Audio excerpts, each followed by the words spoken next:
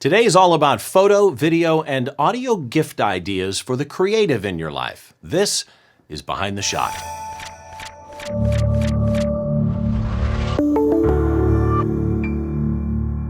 Hi, welcome to Behind the Shot. I'm Steve Brazill, and today we're going to talk about some gift ideas, and here's how this kind of came about. A few episodes ago, I talked about how I edit and finish some of my images in episodes Dodge and Burn Plus and then Photoshop plus Nik Color Efex Pro and Nik Silver Efex Pro. And after those shows went live, I got a few comments from people that they didn't own some of the software that I mentioned, like Lightroom or Photoshop or the DxO Nik collection, and that got me thinking. We're 1 week away from Black Friday at the point that I'm actually recording this show. And maybe some gift ideas might help some people. But before we even get to that, just keep in mind, you don't have to buy gifts for somebody else. You may want to buy a gift for yourself. And everything that I'm going to mention here will make a great gift at absolutely any time of year. And what I'm going to do is break things down into some general categories. We're going to do software. We're going to do hardware, kind of self-explanatory, right? Cameras, mics, interfaces, lighting, storage, etc. Accessories, and that can be any of the little miscellaneous stuff to camera straps to belts and bags and things like that. We're going to talk about some services that you might want to, pay for to improve your photography, videography, or audio, or whatever it is that you do. And we're also going to talk about some store suggestions, meaning things that I actually use, things that I actually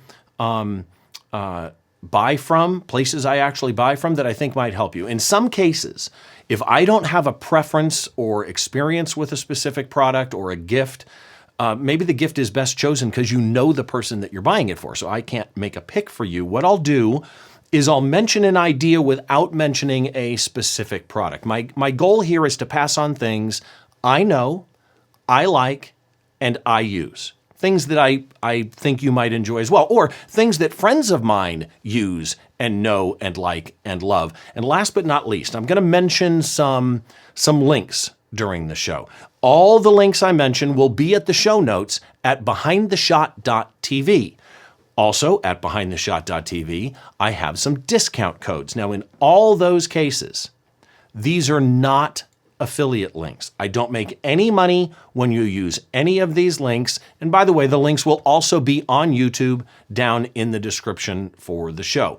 Hopefully, these suggestions will make shopping for the photographer, videographer, podcaster, general creative in your life a little bit easier. So let's dive in and let's get started. And the first thing that we're going to jump into is Photoshop and Lightroom. This is the Adobe photography plan. This is the easiest way to get Photoshop and Lightroom for somebody that doesn't already have them. It's very, very inexpensive, and it includes those two programs, Photoshop and Lightroom, and a number of other small add-ons that you can get to. And again, there is a comparison that you can actually see online at the Adobe site for what you get in each individual plan that you might pick. So the one I use is the first one here, which is $10 a month for the photography plan with 20 gigabytes of online storage. But there's options for a terabyte of storage if you want. $10 a month for this plan is 100% absolutely worth it. Now, there may be some people who ahead of time are either thinking of switching from Lightroom because they're frustrated with it, or already have and are looking at Capture One. Capture One is another fantastic alternative. I know a lot of people who have moved over to Capture One, and they absolutely love this program. And here's one of the things that I really like about what they've done with Capture One from a purchase point of view. There are 3 different plans for Capture One: $24 a month, or an annual subscription at $179. These are subscriptions, so you always get the latest version. Or if you're one of those people who just want to buy the program outright, you can do that. A license is $300. I really wish that Adobe would do something like that, because that's still the biggest complaint that I hear from Adobe users or people who haven't upgraded to the newer versions of Lightroom or Photoshop is they really don't want the subscription model. Next up is Photo Mechanic. Now, Photo Mechanic is an application that was originally mentioned to me by my friend Alan Hess. And he mentioned it to me years and years and years ago. And I downloaded the demo once and I never really tested the demo and I didn't use it. And then years later, I finally went, maybe I should look at that Photo Mechanic again. And once you use this program, there is absolutely no going back. It is the fastest application, in my opinion, for culling your images, for going through and making your selects that there is. Photo Mechanic comes in 2 versions. I do not do the Photo Mechanic Plus. That includes a database, as it were, kind of like what Lightroom does. I don't need that. I do use Lightroom for my digital asset management. I just use Photo Mechanic 6, which right now is $139 for a new license, $89 for an upgrade. The people here are absolutely fantastic. I cannot recommend this program enough. And then in software, the programs that I mentioned during one of those shows, which is the Nik collection. Originally, the company was Nik. Then they sold that company to Google and Google let it die. And then DxO bought it and resurrected the software. And at first, I had a lot of people say to me, I'm not going to buy the DxO version of Nik because they didn't make any changes to it. And they want me to buy it again. And really all they did was just move it over to them and resell it. Well, at that point in time, Nik was breaking in Photoshop. DxO took the Nik collection, cleaned up and updated all the code, and released it in effectively the same form it had been in, but working. Since then, they have upgraded this program many, many times, and it is, specifically 2 of the plugins, just the absolute best plugin software, in my opinion, that I use. I use Silver Effects Pro on a regular basis. Go look at that episode that I mentioned. And I use Color Effects Pro on a regular basis. Specifically, I love Pro Contrast that's in the Color Effects Pro suite. It's $149 or $37.25 times so many months. It's kind of weird that they'll let you do payments. But again, this is an absolutely fantastic suite of plugins and software. Some of them you probably won't use, but for the price, yeah, I got to tell you, it's well worth it. Next up, Topaz. Now, for the longest time, I didn't own Topaz. Scott Bourne was mentioning Topaz around, and I thought I'll go take a look at it again because they've got some really cool plugins, and I wanted to know how they work. I have ended up buying a number of the different plugins that they actually have from and there's a quote from Scott Bourne actually on screen right now. That's funny. I have Denoise AI, and I have some of the other plugins that they actually have created, the sharpening, the enlarging plugin, etc. I own the entire bundle. Well, they've also now released the AI photo, and this new program is basically all of the other ones in one. It's Topaz Photo AI. I said AI photo. It's Photo AI, and it's basically all of those applications, the entire bundle, kind of into one. So Denoise, I think, is possibly the best Denoise plugin out there. Gigapixel AI is for enlarging your image, and Sharpen AI. These are all really, really good. And with the new Photo AI at $299 normally, I think it is, but right now it's on sale for $159. Yeah, just a really, really good deal. Next up is the software that I'm actually recording this show in, and it's Ecamm Live. For years and years, I used OBS, which is a completely free program, right? OBS doesn't cost you anything to use. But when I moved to my new Mac Studio and wanted to update my operating system, OBS wasn't ready.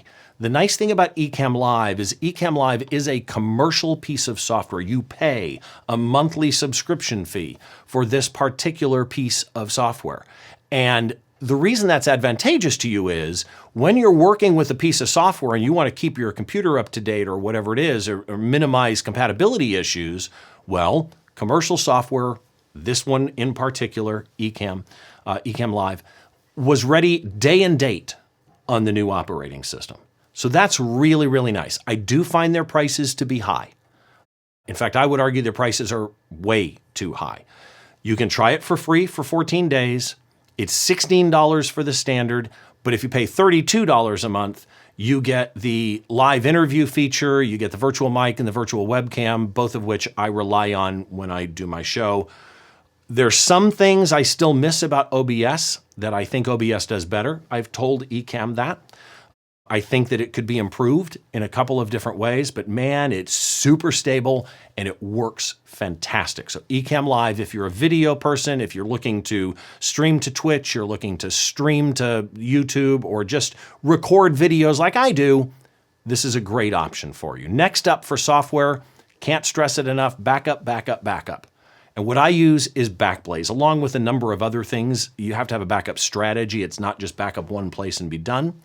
But Backblaze is the software that I use on my computer, my son's computer, my wife's computer. It's $70 a year, or you save $10 if you pay for 2 years. You get it for $130. And I'll tell you, it's fantastic. It's saved me a couple of times. Highly recommend Backblaze.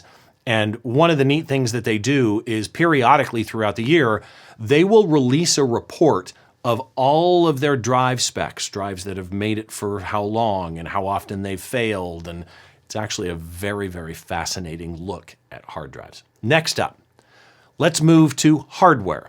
And in the hardware world, we're going to start with microphones, because if you're doing any video stuff, you're going to need microphones. And I'm going to start with more of the podcasting, broadcast type microphones. And I'm going to start with this one, which is the broadcast industry standard. I'm on the air at KCAL-FM in Southern California. These are the mics that we use. I know a lot of podcasters that use this microphone. This is a Shure SM7B. This is the granddaddy of broadcast microphones, and you will pay a price for it. It's $359, but it is an amazing microphone, except for one thing. It requires a ton of power. So if you buy, by the way, this is XLR. This is not a USB mic. You can't just plug a USB cable into your computer with this. You will need an interface to plug in a normal mic cable for this. And if you buy an interface that doesn't supply enough oomph, power to that microphone, enough gain. If you don't have enough gain on your mic preamp, right? I shouldn't say power to the microphone. That's going to be misleading. It's not power to the microphone. It's not phantom powered. Okay. If you don't have enough gain on your mic preamp, this needs a ton of gain. Okay. So I think it's like 70 dB or something like that. Just lots and lots of gain. If you buy an inexpensive mic preamp or mic interface, you're going to have to also buy something called a cloud lifter to add a little bit of signal boost to be able to get this microphone to work well. So it's more than just the mic. You will need an interface, and depending on the interface, you might need a cloud lifter with it. There is a way around that, however, and that is this next microphone, also from Shure. This is the MV7. Now, a lot of people will tell you this is an SM7B in a smaller podcasting style package. It is not exactly an SM7B, but it's pretty damn close. And this microphone is both USB and XLR, so you can start as a USB microphone. And if you ever want to upgrade and get yourself a really nice mic interface or a mixing board and run an XLR cable to it, you can do that. And it doesn't require as much gain on your mic preamps as the SM7B does. This might be in the price range of around $224. This might be the best podcast mic actually out there right now. One thing as I say that though, I do want to just be clear. Microphones are a pickup device for audio that have characteristics. The engineers that make a microphone give it certain characteristics. So a microphone that sounds good with my voice may not sound good with your voice, right? So whatever you do, make sure that if you buy a mic and you're testing it, you test it well, you check it with your voice, even though your best friend is using it and loves it. Okay, that's going to be absolutely critical that you do that. Next up is the microphone that I generally use for most of my shows, most of my podcasts, and that's a Heil PR40, also a very, very standard mic in the podcast world and in the broadcast world, and also in the sound reinforcement world. I know a lot of audio people who use these on stages to mic different things. Great microphone. It is about $350, so it's about the same price as the Shure SM7B, but it doesn't need as much gain on your preamp, so you can use this with almost any preamp that you buy out there. I mean, you got to think about it, but you can use it with almost any preamp that you've got out there. This is what I use for two reasons. I love the SM7B in radio, but in podcast and on video for my show, I tend to prefer to have a different look in front of me. That's just me, and I like the look of the High LPR 40. You'll notice the microphone is not in front of me right now. I'm using, let me pull it down.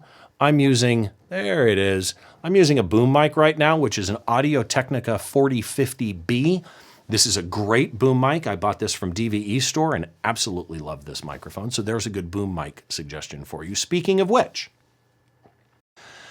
if you are doing video, you may need some on-camera type microphones. And if you're going to do an on-camera type microphone, well, I highly recommend one of two companies, and I'm not going to make a specific pick here because each microphone that these companies sell have different characteristics. You're going to need to find the one that kind of fits what you need.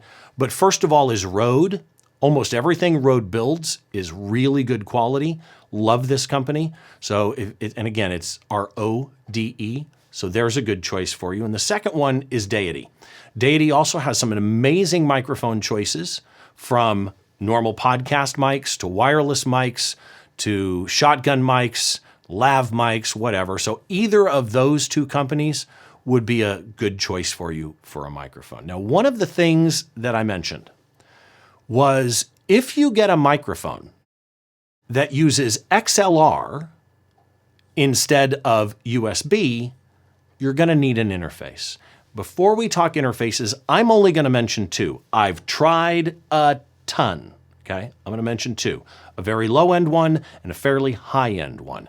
There's a ton of different options that you can find in between, cheaper than the one I'm going to mention or more expensive than the one that I'm going to mention. It's going to depend on what you want, but I'm going to kind of give you an idea on if you're just getting started, right, in podcasting or recording audio, what is it that might work for you? And first of all would be the budget option. This is a Shure X2U. I still have mine. I used it for probably the first 2.5 years I did this podcast. And I love this thing. Downside of it is the mic preamp in it is a little bit noisy, and you can hear it at times. But if you're just looking for a quick way to get an XLR microphone into a computer for about $99, and right now it's on sale for $80, $79, this is a fantastic choice for you to get started inexpensively with a better mic that's XLR, but move it into USB, but you are going to introduce a little teeny bit of noise, okay? So that's number one. That's kind of the budget option. Now, before I bring up the next one, let me explain.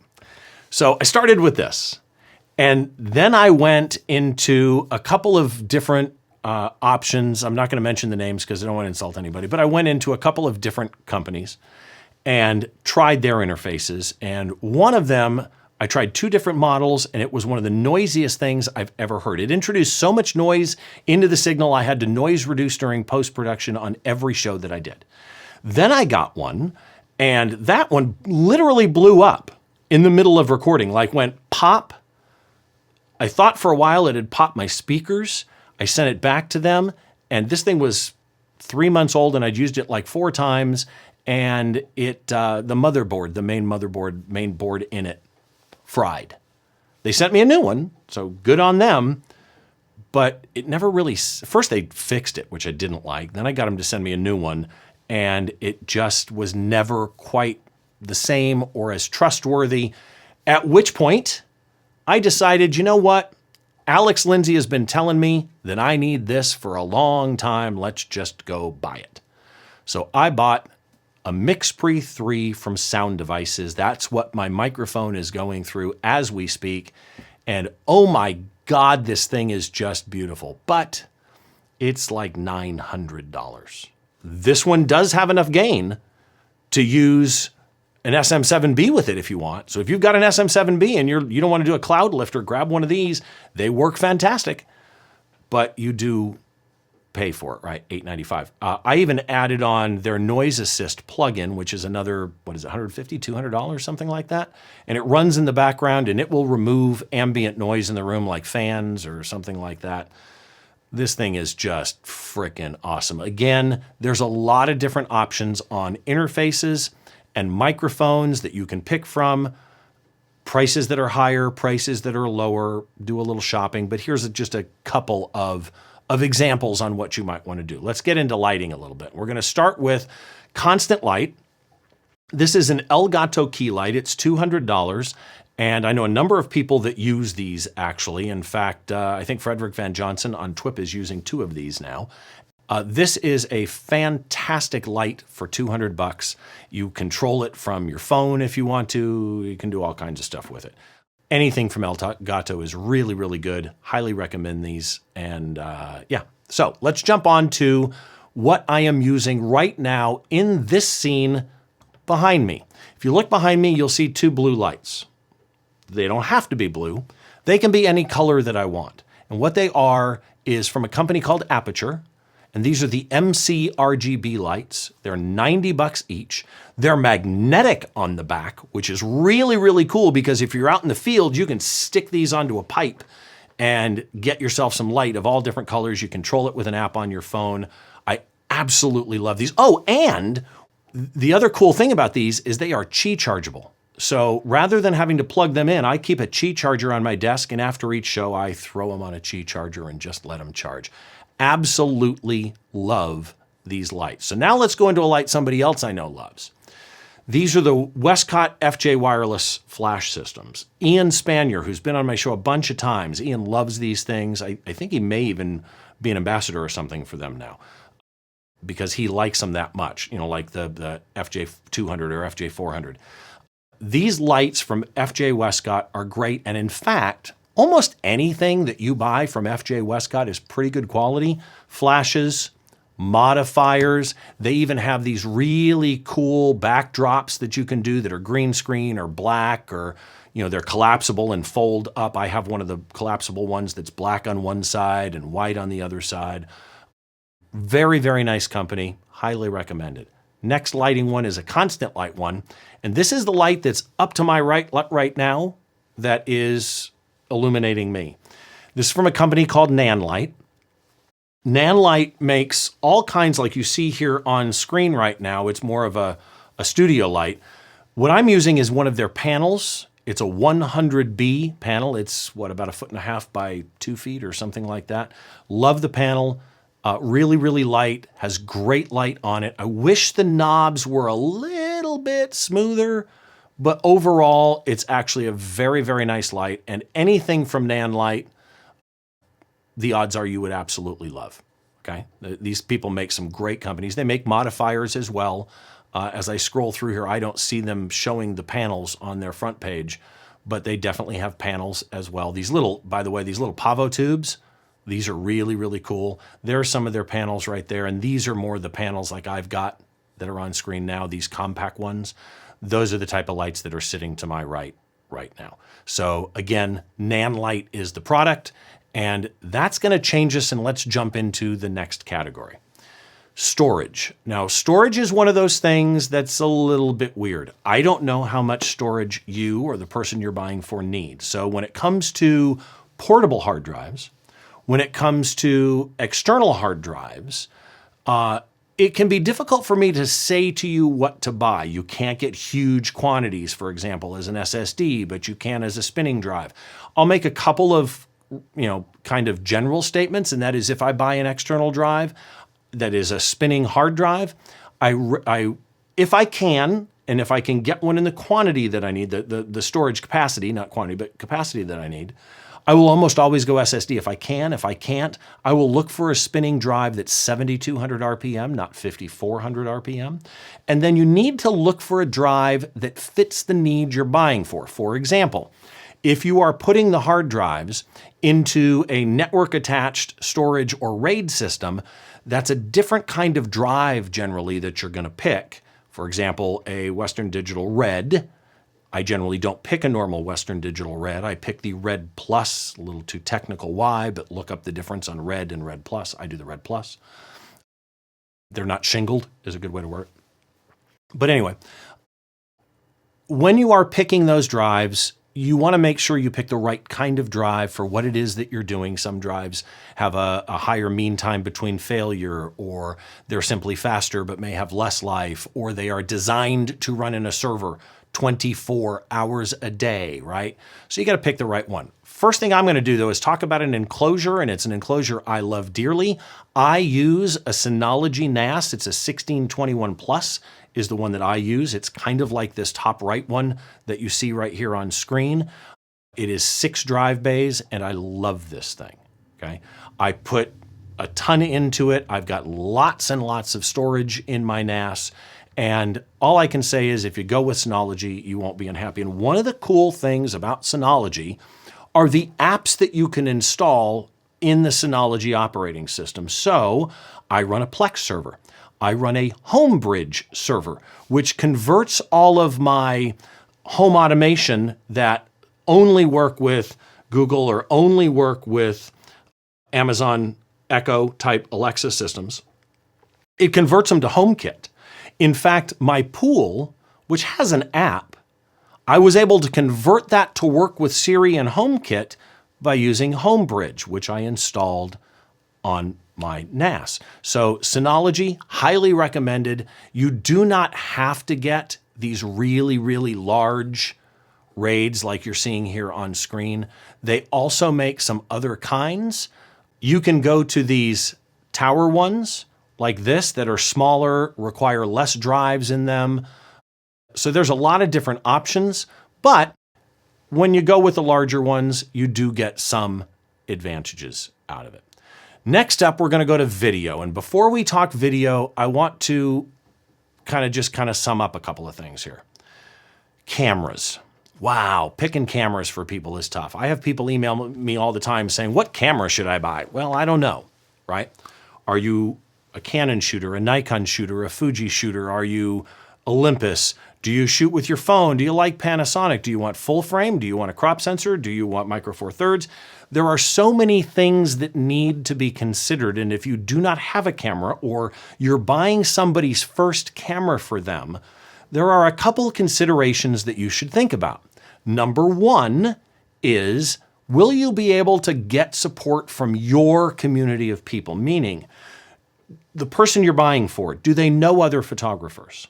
And do those other photographers photograph with Canon or Nikon or Sony or Panasonic? And the reason that matters is if I'm using a Z9 and I don't know anybody else, a Nikon Z9, and I don't know anybody else that uses Nikon, it's going to be hard for me just to call a friend up and ask a question about something I'm having an issue with, right? You can get support first from your community. The other thing is, does it fit you? The reason I'm a Canon shooter is when I first started photography, somebody at a store, remember Ritz camera? It was a Ritz camera, actually. The guy behind the counter brought out 2 cameras, a Canon and a Nikon, and they were entry level. Like the Canon was an XTI, the original XTI. I don't remember what the Nikon was, but equivalent. And I grabbed them in my hand, and I didn't like the grip on the Nikon, but I liked the grip on the Canon.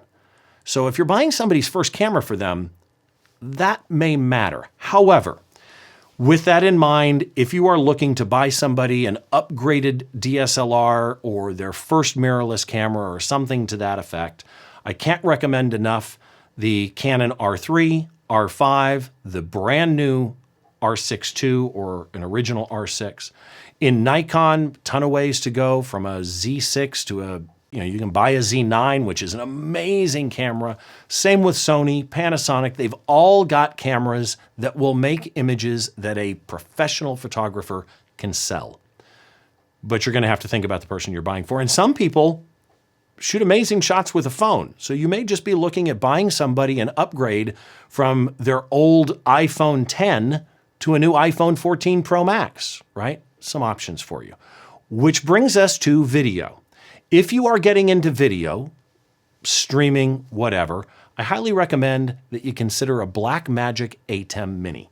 There's a number of different versions to an A10 Mini, right? I can't tell you which one's gonna fit you. I have a Pro ISO. I would love to upgrade this at some point to an A10 Mini Extreme, but whatever you buy in the A10 Mini category, they are fantastic. My camera is running through my A10 Mini as we speak, as is the microphone that I'm actually talking through. So A10 Mini allows me to add some EQ and compression straight to this overhead mic to kind of get the characteristic out of it that I want. So now let's go into accessories. First of all, bags, belts, straps, things like that. And when it comes to bags, I don't know about you. I know so many photographers that are addicted to camera bags. I'm one of them. I have slings, I have shoulder bags, I have roller bags, and 99% of them now are Think Tank. I love what this company does. There's a couple of exceptions. There was one sling I got from them, I can't remember the model, that I wasn't really a fan of. But the shoulder bag I still use. I have a couple of actually like shoulder bags that are for iPads that I love. And all of my gear stays in an Airport International bag. Now, my version of the Airport International is a version 2. The current version of the Airport International is a version 3. It's a roller bag. It stores all my gear at all times. I take it to the arena with me when I'm going to shoot shows. And one of the things I love about it is on the back of the Airport International bag is a zippered compartment, and you pull out a security cable and a lock.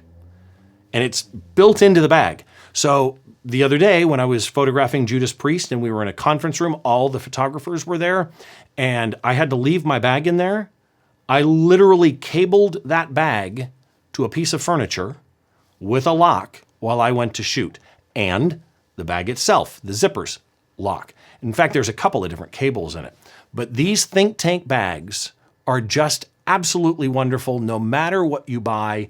And their backpacks, like I own this one that's in the middle of the screen right now, the Backpack 26L is just a fantastic bag. Love that thing. And I actually have this green one too, I should probably mention. There's just so many ways that you could go. This is the Airport International I'm showing on screen now. You kind of get an idea for how much it will store. But yeah, you cannot go wrong if you buy anything from Think Tank. In fact, I will share this with you. One of the other things that Think Tank makes is a belt and pouch system. I live on the belt and pouch system. Every show that I shoot, I carry a drink pouch, which actually carries extra batteries, cleaning cloths, and sometimes I put a drink in there, and my business cards. I carry a flash pouch to keep my flash in. And then I have a 70 to 200 pouch on my right hip and a 24 to 70 pouch on my left hip. And the reason for that is I shoot with 3 lenses. On my left hip, I usually have an RF 15 to 35 2.8. On my right hip, it's either the 24 to 70 2.8 or the 70 to 200 2.8. And the other lens is in one of those pouches. Well, when I want to change lenses, I can't take a lens off and set it on the stage, then grab one. So I have an empty pouch at all times. If I have the 70 to 200 on, then the 70 to 200 pouch is empty. I drop the lens in the pouch, pull out the 24 to 70 out of its pouch, and put it on the camera. So I have a drop zone is really what it's for. Really, really handy to have. One other thing, as far as accessories, you gotta have a camera strap. And what I do on a camera strap is I use the Black Rapid double strap. Black Rapid makes a ton of different straps. I happen to like the one that carries 2 cameras, which is the one that you kind of see in the middle of the screen right now if you're watching the video, because I do carry 2 cameras on me at all times. And can't recommend Black Rapid enough, but there's a lot of different camera straps out there. You know, your mileage may vary. Buy the one that you like. Let's talk about miscellaneous accessories now. Lens wipes. This one, I'm showing it from B&H, but a Zeiss lens wipe, $5 for a pack of 60 lens wipes. You got to do it, right? These things are fantastic, especially when you're like me. You might be shooting a festival. There's water and beer being thrown at you. These are fantastic for cleaning your cameras and lenses. just can't recommend it enough, okay? Piece of hardware that I'm calling an accessory, but that's really, really handy to have, and again, I'm using it right now, is a Stream Deck. This is from that same company I showed the light from earlier. It's from Elgato. And there are 4 different Stream Decks. A small, which is like 6 buttons. A medium, which is what I'm using right now, it's 15 buttons. And then you have an extra large, which is Gigantor. And these are fantastic. For example, when you see me, if you're watching the video, and you see me right now with the website behind me, and I'm a picture-in-picture, and then I can go just to the website, or I can just put me on screen. I'm hitting buttons on my Stream Deck to actually do that. Very, very handy. Well, Stream Deck has, and you can see this is the one I use right here. This is the regular size Stream Deck. But Stream Deck now has something called a Stream Deck Plus. The Stream Deck Plus looks really awesome. I'd love to kind of check this out and review it. Hey, Elgato, if you want to send me one, I'll take it and I'll look at it for you. But this one's different in that it's only got 8 buttons, but it has 4 dials. And the 4 dials are adjustable. You can program them to change your volume, change your mic gain, whatever, and you push them in and it can change. And that little screen in the middle, that's a touch screen where you can kind of slide back and forth between things. It's actually a really interesting look. I don't know whether it will work for me easily since I'm used to having 15 buttons, but I definitely am intrigued by the Elgato Stream Deck Plus. It's not inexpensive at $200, but I will tell you, it's not just photography stuff. You can program these to run things on your operating system. It can do things when you're in Final Cut Pro or Premiere. Everything is kind of programmable. That's where those dials actually come in kind of interesting. So just something to think about. If you're looking for an accessory, a Stream Deck is really cool, and I think almost anybody can benefit from a Stream Deck. Next one up is my friends at Platypod. And if you know me at all, you know I have a Platypod near me. Watch. I got a Platypod near me at pretty much all times. I love these things. They're fantastic. They come in 2 different sizes. They have the Extreme, and then they have the Ultra. The Extreme is $149, and it is just a wonderful piece of hardware. Really, honestly, can't stress it enough. I know a ton of people who use these things. Now, the new Extreme has these built-in screw adjustments as opposed to the ones that it used to be. But this thing is just a really, really cool piece of hardware. The Ultra, on the other hand, is a little bit smaller. And that's what I just showed you is the Ultra with a ball head on it. And they even have accessories to tie these things to trees and stuff like that. It really is a really cool piece of hardware. And by the way, they have the new Don Komarechka Macro Bundle. And the Don Komarechka Macro Bundle is all the stuff that you would need to get started in macro photography. It's got the plate, it's got some gooseneck to it. By the way, they also are the makers of Plataball, which I also love. But they have the goosenecks, they have clamps, they have extensions. There's just a ton of stuff that you can do with a Platypod or a Plataball. Let's move on to the last thing I think that is going to be one of my accessories. Miscellaneous accessories. This one is specifically for me as a music photographer. If you ever shoot concerts, hearing protection matters. And these are the Ultimate Ears musician earplugs. These are custom fit, right? So these are molded to fit your ear. And what's nice about these, when you put normal earplugs into your ears, it just plugs your ear. You can't hear anything, right? I mean, it basically mutes everything. And if it's doing its job well, it's closing off all the sound. Well, these have, and you can see it in the picture here, these actually have little filters. In this case, they're white, but they come in different filter levels, depending on the company you buy from. This is Ultimate Ears. They have a minus 15 or minus 25 dB. Some companies have minus 9, minus 12.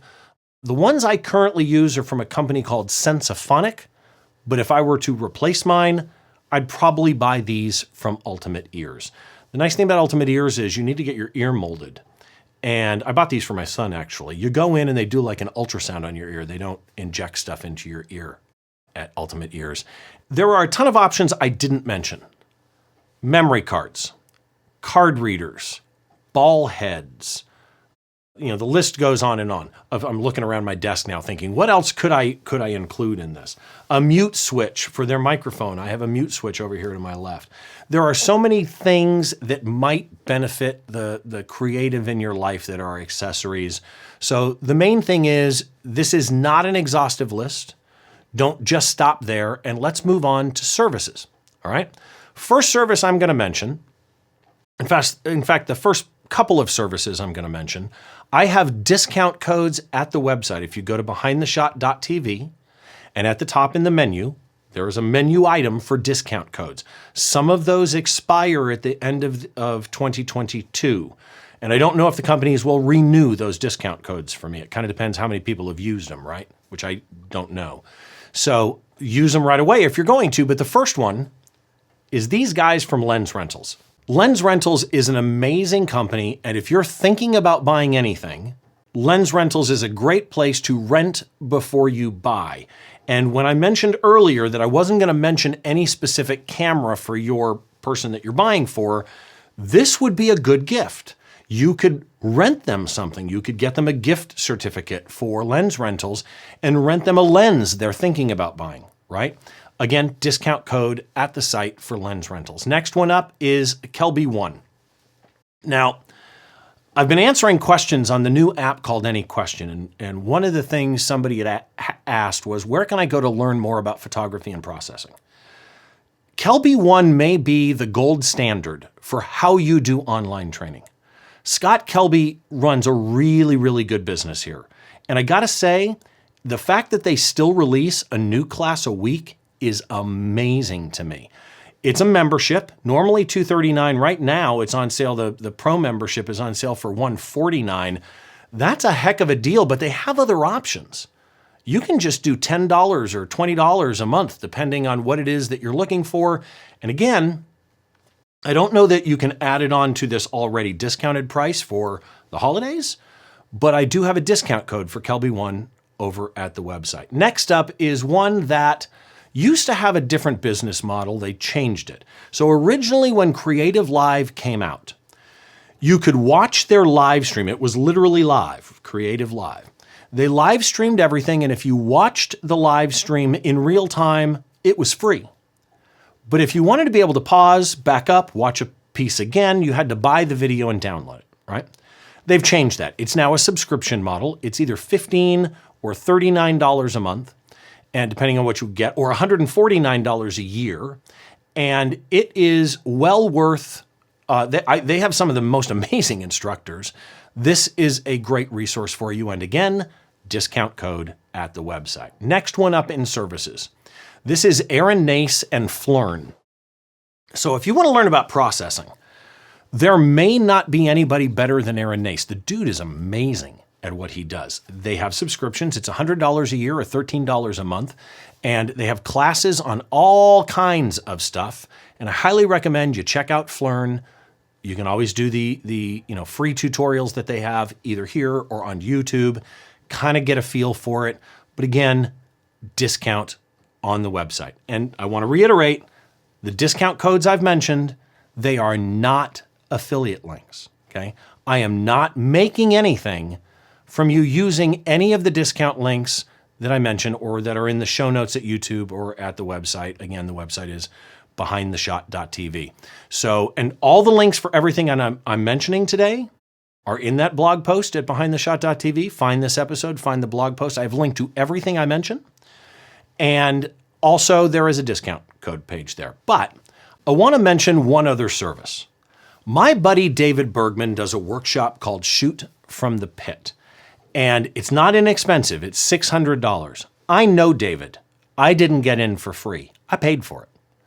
And I did this workshop with him, even though I am already a live music photographer. Why? David Bergman is a Canon explorer of light, right? The dude's got knowledge I will never possess. Even though I'm fairly well off in my concert photography and have been doing it for a number of years, If I can't learn something from David Bergman, there is something wrong with me. And I sat in that workshop, and yes, a lot of it was just confirmation I was doing things right? But there were some things I hadn't thought about, and it is a great workshop for $600. You get to photograph an entire Luke Combs show. It is not a meet and greet with Luke Combs, right? You'll never meet Luke Combs. You probably won't see him other than when he's performing on stage. But you get a full workshop presentation from David, and then you go shoot a Luke Combs show. And he does it in almost every show that he does. It is a fantastic workshop, and I really honestly cannot recommend it enough. I know a lot of people that have done it, and if you haven't, this is great for you, or it's a great gift for somebody else. Let's jump into where you might want to buy some stuff. So there's a couple of different places that I go to actually buy things. One of them is B&H. B&H is a fantastic store. I've had great experiences with B&H. Really, honestly, just can't say enough about them. So B&H, I definitely recommend. And by the way, B&H's YouTube channel has all kinds of great educational material on it. So make sure you check that out. The second one up is going to be Adorama. And Adorama, again, like B&H, fantastic place to buy stuff. I know a lot of people who are involved with Adorama, and David Bergman, who does the Shoot from the Pit workshop I mentioned earlier, is part of Adorama on YouTube, the Adorama TV channel, where he does his Ask David Bergman. I think Ask David Bergman may be one of the best resources available to photographers, and it's completely free, right? So really honestly, great people to be involved in. And last but not least on stores, I need to mention these guys from DVE Store.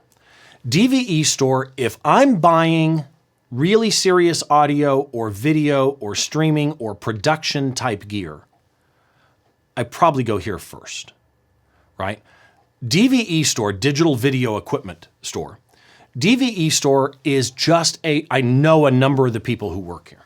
DVE Store are some of the best people you'll find in this business. And of course, everybody always thinks of B&H and Adorama, and I want to make sure that you know DVE Store is a fantastic place for you to buy gear, and if you have not been there before, it's dvestore.com. Next time you need audio, video, photography, anything like that, bigger stuff, lighting, whatever, make sure that you go check out DVE Store because they've got all kinds of really cool stuff, including Red cameras. They've got the Stream Decks there. They've got Aperture lighting there.